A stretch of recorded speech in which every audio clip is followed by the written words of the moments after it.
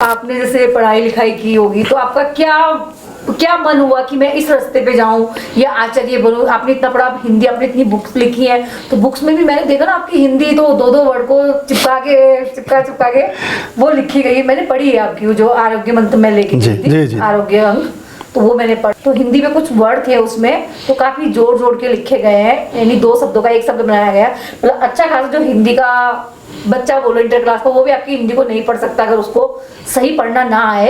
अगर उसकी हिंदी कमजोर है तो आपकी हिंदी को भी नहीं पढ़ेगा। वर्ड इतने अच्छे लिखे गए हैं, मतलब मैंने तो पढ़ लिया लेकिन कठिन लगी उस हिसाब से। तो फिर आपको क्या मन हुआ कि आप?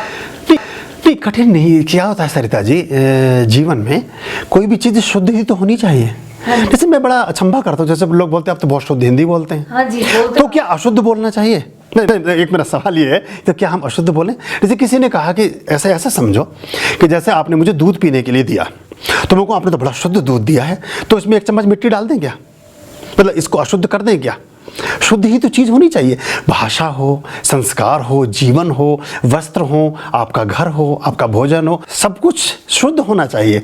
तो हिंदी में हिंदी वैसी ही होती है, लेकिन चूंकि हम प्रयोग में नहीं लाते इसलिए वो क्लिष्ट लगती है, शुद्ध लगती है। कोई भी भाषा शुद्धतम स्वरूप में, कोई अंग्रेज आपको देखा है ऐसा बोलता हुआ, वो कहते हो अंग्रेजी आप बड़ी शुद्ध बोलते हो, तो वो अपनी भाषा में ठीक बोलते हैं, तो वो भाषा वैसी ही होती है। तो ऐसे हिंदी लगाते हैं, वर्ब लगाने में जगह कंजक्शन जोड़ते, प्रोनाउन सारा गड़बड़ हो जाता है। हाँ, पर हमें कोई भी भाषा शुद्ध स्वरूप में ही प्रयुक्त करनी चाहिए, उसे प्रयोग में लानी चाहिए। और चूंकि हम प्रयोग में नहीं लाते तो लोग उसको फिर समझ भी नहीं पाते। कुछ शब्द आपको ऐसे भी लगेंगे मेरी बातचीत में जो आपको शायद समझ भी नहीं आए, पर जब बार बार वो किसी भाव के साथ बोले जाएंगे तो आप समझने लगेंगे कि इस शब्द का मतलब ये है। हमें कोई किसी को हिंदी पढ़ाना नहीं है, पर अपनी भाषा में जो बात आप कह सकते हैं। और जब इतने देखिए बहुत सारे शब्द ऐसे हैं, जैसे अब उदाहरण की बात भाषा की चली तो पहले इस पर बात कर लूँ मैं। और अभी हिंदी इंटरनेशनल हिंदी का एक बहुत बड़ा कॉन्फ्रेंस होने वाला है अगले महीने मॉरिशस में, तो दुनिया भर के विद्वान उसमें इकट्ठे होते हैं। देखिए हरिद्वार, एक शब्द आता है हरिद्वार, इसको सिर्फ और सिर्फ आप हिंदी में ही लिख सकते हैं। अगर अंग्रेजी में लिखेंगे तो हरिद्वार हो जाएगा, उर्दू में लिखेंगे तो हरिद्वार हो जाएगा, किसी भी भाषा में लिखेंगे सिर्फ देवनागरी में हरिद्वार होगा और हरिद्वार ही आप बोलेंगे। अगर आपका नाम, जैसे आपका नाम सरिता, सिर्फ हिंदी देवनागरी में लिखेंगे तो शुद्ध बोला जाएगा। अंग्रेजी में लिखेंगे सरिता हो गया, जी कुछ जिस भी भाषा में करेंगे कुछ और होगा। तो हिंदी में ही शुद्धतम चीज़ें अपने स्वरूप में होती। एक बात तो हमें अपने शुद्ध भाषा का प्रयोग करना चाहिए। तो पुस्तकों की बात आपने की और आपने पढ़ा, ये बहुत अच्छी बात है, आपको साधुवाद, धन्यवाद कि आप कम से कम आपने पढ़ा तो सही। हम तो किताबें लिख कर सोचते हैं शायद कोई पढ़ता भी नहीं है, धीरे धीरे रीडिंग हैबिट कम हो रही है, लोग पढ़ना वढ़ना कम कर रहे हैं। लोगों के घरों में जूता घर के लिए जगह है, शू की अलमारी बनवाते हैं, किताब घर के लिए जगह नहीं है, बुक्स के लिए जगह नहीं है, पूजा घर के लिए जगह नहीं है। लोगों को घर में शराब का वो बनाते हैं, शोकेस टाइप का या कुछ ऐसी चीज़ बनाते हैं जिसमें सजा के रखते हैं, उसके लिए लोगों के पास पैसा भी है, सब कुछ है। फिर हमें ऐसे स्थान का तलाश थी जहाँ मौसमों के प्रकोप ना हो। वर्ष में अगर 8 महीने गर्मी रहती है तो ठीक से पूजा पाठ आप कर नहीं सकते हैं, बार बार पसीना आता है, फिर बार बार आपको स्नान करना पड़ेगा। पंखा चलाएंगे तो वो शोर होगा, कूलर चलाएंगे तो आपकी जोत हिलेगी। बहुत सी चीज़ें होती हैं ना, त्राटक में आप साधना करते हैं तो उसका एक नियम ये होता है कि जोत हिलनी नहीं चाहिए। तो हमने ये हिमाचल में पर्वतीय अंचल में ऐसे स्थान को चुना जहाँ पर ना यहाँ कोई पंखा है, ना यहाँ कोई कूलर है, एयर कंडीशन का तो प्रश्न ही पैदा नहीं होता। तो हमारी जोत स्थिर रहती है और जब वो स्थिर होती है तो हम ठीक से उसको कर सकते हैं। यहाँ कोई मक्खी मच्छर नहीं है, यहाँ कोई डेंगू नहीं है, यहाँ कोई भी टाइफाइड नहीं है, यहाँ कोई बीमारी नहीं है, मलेरिया नहीं है, क्योंकि शुद्ध चीज़ें हैं। और कहते हैं जब पर्वत पर या पहाड़ पर बैठकर आप कोई पाठ करते हैं तो उसकी गुणवत्ता, उसकी क्वालिटी 1000 गुना बढ़ जाती है, क्योंकि ऊंचाई पर बैठ करके आप कोई काम कर रहे हैं। अशुद्धि तो नीचे की तरफ जाएगी ना, पानी बहेगा तो नीचे जाएगा, गंदगी जाएगी तो नीचे बहेगी, ऊपर शुद्धता रहती है। इसलिए और फिर हमें लगा कि हम लोगों को जीवन में उनके परिष्कार कर सकें, उनके जीवन को परिवर्तित कर सकें। अभी हमारा उद्देश्य है कि हम अपने यहाँ बच्चों को वेदों की शिक्षा देंगे, वैदिक शिक्षा देंगे, संस्कृत की शिक्षा देंगे, अपने संस्कारों की शिक्षा देंगे, भारतीयता की शिक्षा देंगे। अब भारतीयता में बहुत सारी चीज़ आती है, लेकिन इसका मतलब ये नहीं कि हम उन्हें अंग्रेजी नहीं सिखाएंगे। वो अंग्रेजी भी ऐसी बोलेंगे कि अंग्रेज खड़े होकर सुनेंगे, और संस्कृत भी ऐसी बोलेंगे कि अंग्रेज उसका ट्रांसलेशन करते हुए घूमेंगे। सबसे ज़्यादा हमारे धार्मिक ग्रंथों का अनुवाद जर्मनी में हुआ है, हमारे उपनिषद का, हमारे वेदास का जर्मनी में हुआ है।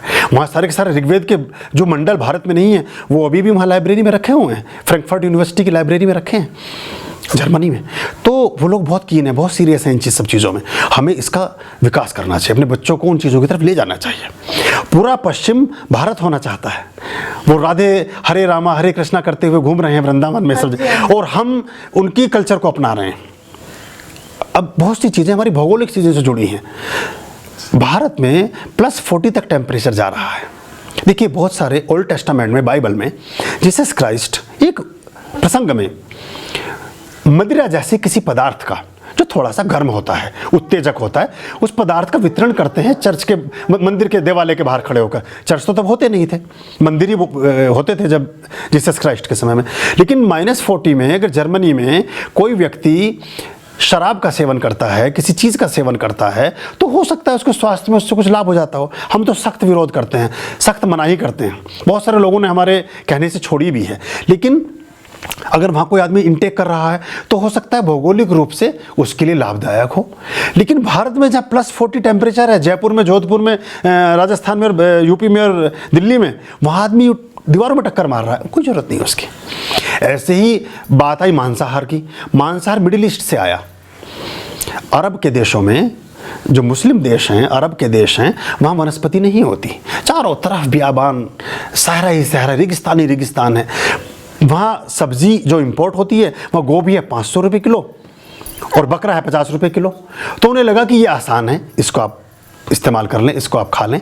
लेकिन भारत में इतनी वनस्पतियाँ, इतने फूल, इतने पौधे, इतनी चीज़ें भारत में बिखरी पड़ी हैं, उसके बाद भी मांसाहार कर रहे हैं। तो हमें ये समझना पड़ेगा इस चीज़ को। जैसे बुर्का का एक इस्तेमाल करते हैं, हम किसी धर्म की बात नहीं करते, पर वहाँ तो मिडिल ईस्ट में अगर आप जाएंगे, सऊदी अरब में जाएंगे, आप मस्कट में जाएंगे, मैं तो घूमा हूँ सब जगह, वहाँ रेतीली हवाएं चलती हैं, जो उनके डेजर्ट हैं। वहाँ रेतीली हवा में पुरुष भी साफा बांधते हैं, वो भी अपने सर पर एक साफा बांधते हैं, लंबे वस्त्र पहनते हैं, स्त्रियाँ भी, क्योंकि पानी का वहाँ अभाव है, बार बार आप स्नान नहीं कर सकते।